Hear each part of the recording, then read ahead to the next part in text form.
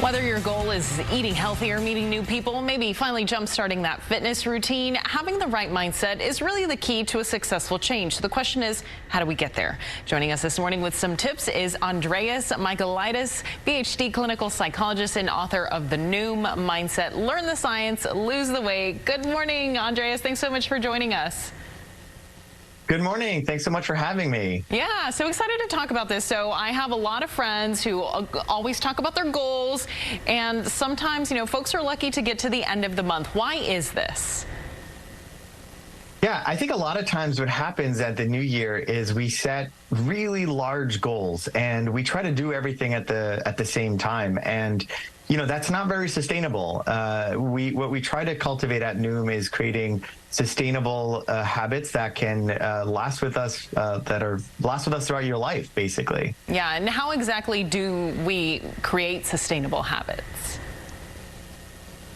Well, a couple of things. First is you want to start small. I think that is extremely underestimated, starting small.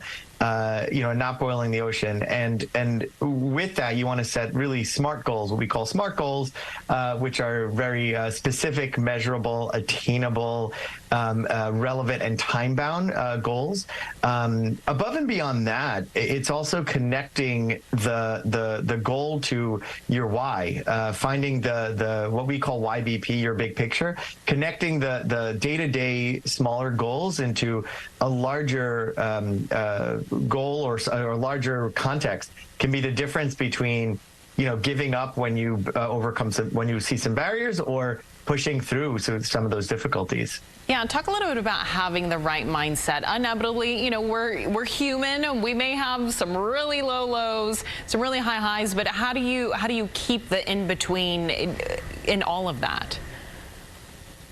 Yeah, and that is those ups and downs are part of the process. They're not a deviation of the process. And I think a lot of times people see those downs as being moments of failure, but they're very much natural and part of the process. And I think even understanding what a process like that looks like can be very, very powerful in normalizing someone's experience trying to change their behavior.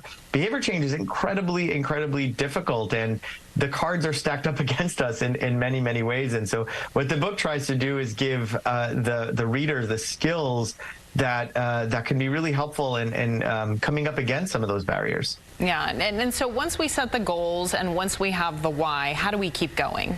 So starting small, really starting small, attributing success to yourself, and using moments where you don't feel like you maybe have had success as a learning moment can be really, really powerful. Setting up safeguards around yourself that continue to reinforce your why.